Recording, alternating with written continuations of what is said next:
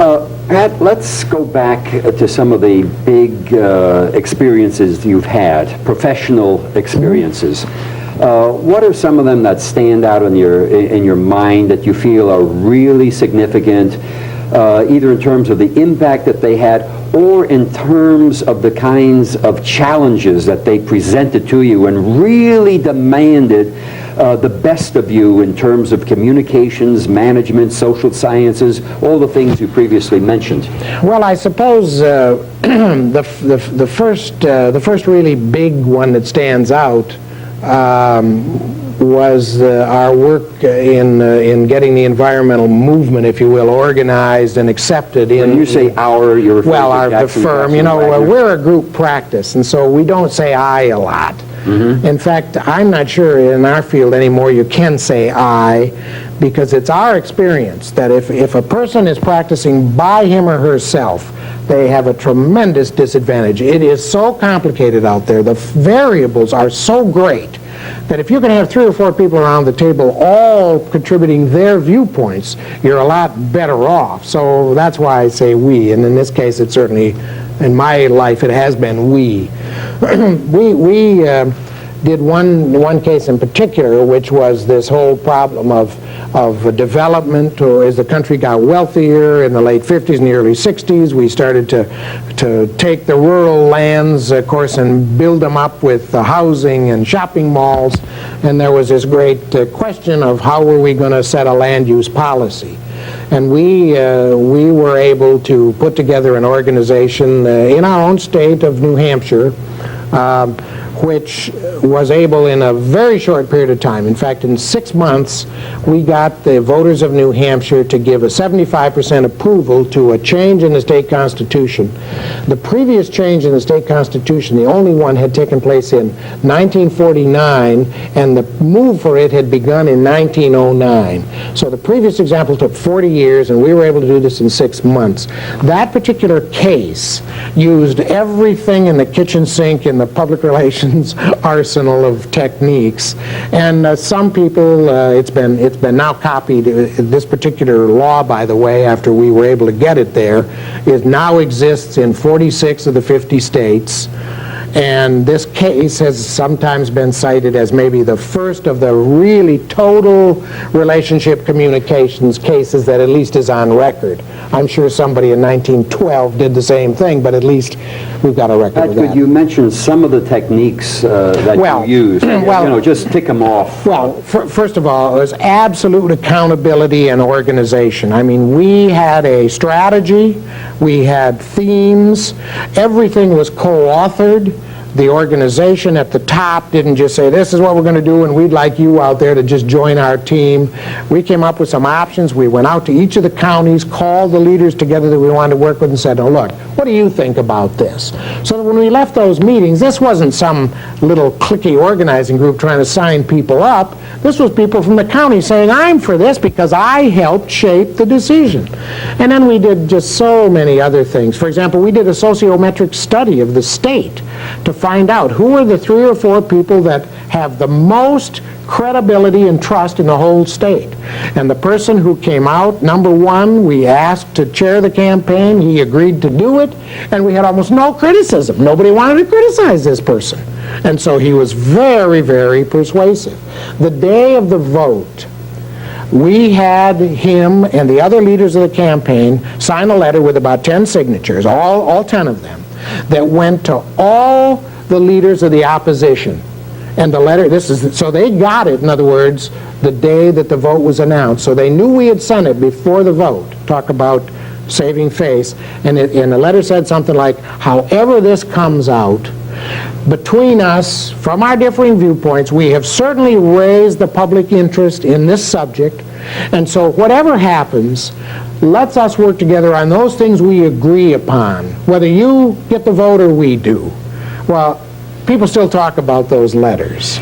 Now, Pat, is this what marketing people do and political campaigners do when they organized focus groups, or are you talking about something? No, focus groups are very manipulative. In fact, I'll be honest with you, we're having a very big problem in our firm right now about focus groups, where the people are in the focus group and there's people standing behind one-way glass. We're not sure that's ethical, because we know that most of the time those people out there are not told that they're guinea pigs in the fishbowl like that. And so we have some questions about that. These were definitely not focus groups, though we use them in our firm.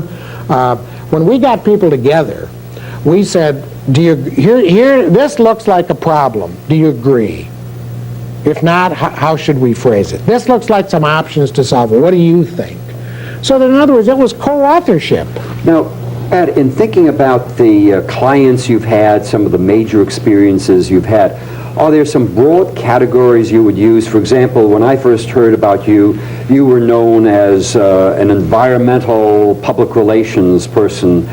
Are you still carrying that banner, or what banner or banners are you waving? Well, it's pretty interesting. For 15 years, our firm was a public interest public relations firm. We would not take corporate for-profit accounts. We had just had it with several years of working with stick-in-the-mud, old-fashioned, greedy managers, and they were pretty bad in the 50s and into the early 60s. And so we represented the consumerists, we represented the rehabilitation movement. We had a very important client that did a lot to get the subject of physical and mental rehabilitation as a high social issue. And certainly we did a lot with the environment. Anybody who wanted to shake up the establishment, if they were picketing out there, those are our clients. We trained them how to picket. But an interesting thing happened, of course. After the Vietnam War and after the 60s, American managers are not stupid. And so people who ran organizations suddenly said, wait a minute, we don't need them out there forcing us to make changes. Why don't we just find out what they want, and we'll make the changes ourselves. And so then we sort of came inside, as it were, because then the great opportunity was to be sitting at the managerial table and helping them find out what their key publics wanted and helping them make the changes themselves. Can you think of any client, a more recent one, where you had the opportunity to do that? Well, as you know, can you talk about well, it? I was going to say, as you know, we have long had a rule, which I think also is somewhat unique about us, although there are others, that we do not publish our client list or usually talk about our clients. And the reason we don't is a professional one. Ask a doctor or a lawyer who their patients or clients are, and they'll tell you, I can't say that unless it's a matter of public record. Is there any client who wouldn't object to Yes, your I think- saying it I because think- you've tried to give the client publicity on exactly what I hope you would say? Not many of those. We don't do a lot of that, but yes, there are certainly clients.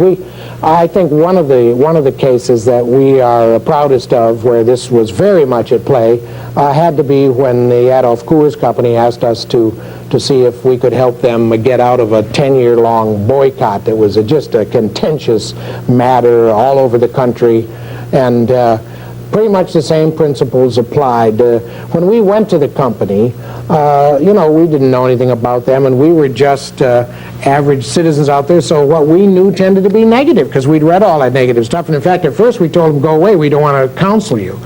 And they kind of nailed us down on that. They said, wait a minute, you're this guy who was always talking about democracy, about how everybody deserves a voice in the court of public opinion, and now you're saying you won't represent us. Well, of course, there was nothing we could do but to talk to them. As always, when you talk to them, you find what you almost always find. The differences in people and groups account for maybe 3 to 5%. They agree on 95%. And so the question here was to find within that 95% how this company and its employees and distributors could emphasize their agreement with the people who were disagreeing with them and change whatever policies they needed to change, or change whatever misperceptions outside they needed to change. And I think the fact that that company today, in those days the predictions were it would go out of business, and it was about the 6th or 7th largest company in its field. Today it's the 3rd largest company in its field, has some absolutely superlative, unmatched programs that we're not going to take credit for those, but we think we did spark them and we have counseled them. And so we'd say that was a success. Yeah, I think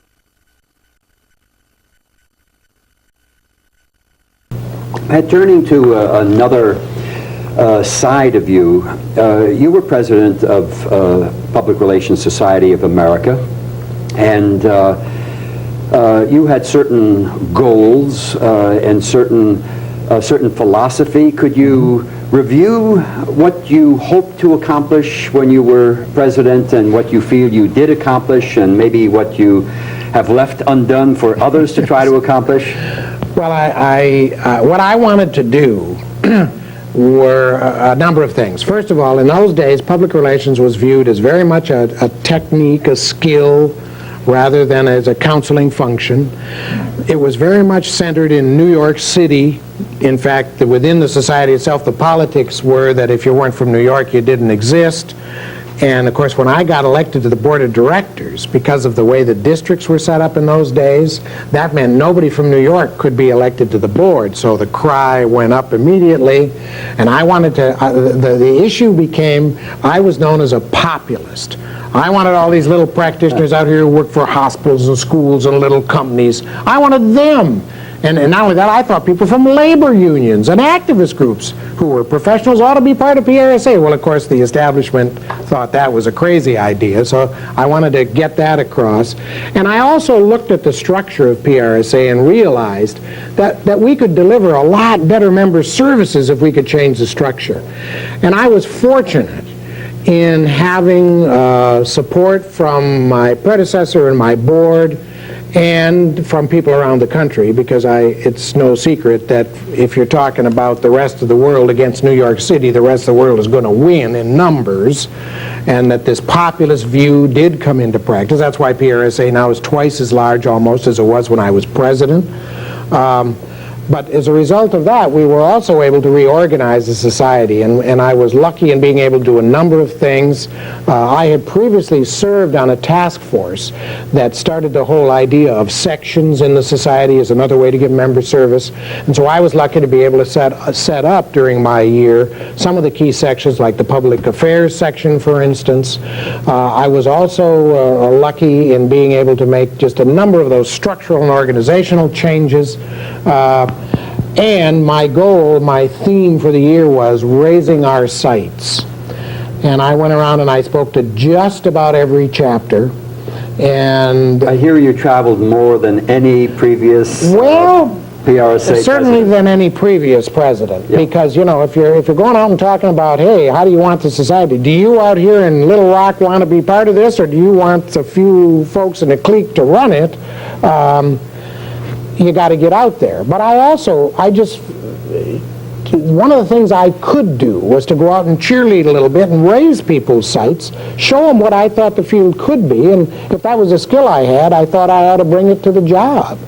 So, my presidency is interesting. It's a one-year term, and you try to do a lot of things, and I think I can honestly say we did a lot of things. But I was lucky in that in 73 to 76, I was on the task force which really did the first redesign of PRSA, setting up sections and making it possible for younger members to come in at a reduced rate for a couple of years, and just a more open society.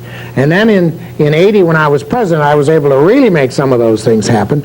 And then from 86 to 90, I was lucky in being chairman of the Committee on Demonstrating Professionalism, which became the Committee on the Future of Public Relations, when we sort of redesigned the society again into its present shape with a career track, with a progression system that starts out joining and being oriented and then goes to full membership and then to accreditation, and then adding maintenance of accreditation. And of course we set up the College of Fellows in that process.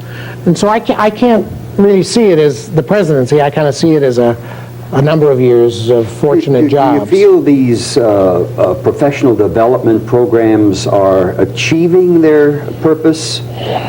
Well, yes and no. Yes and no. Yes and no. We certainly, if you look at our national conference, one of the things we did in 80 was to change that national conference to start adding these professional development sections. A number of the educators worked with us that year. I mean, you worked with us, I remember, in picking topics, and the old-timers and the staff were all concerned, nobody will go to those, they want to hear big-name speakers. Well, of course, they're tired of hearing big-name speakers who only read you their latest book, you know, and take a lot of money away for doing it.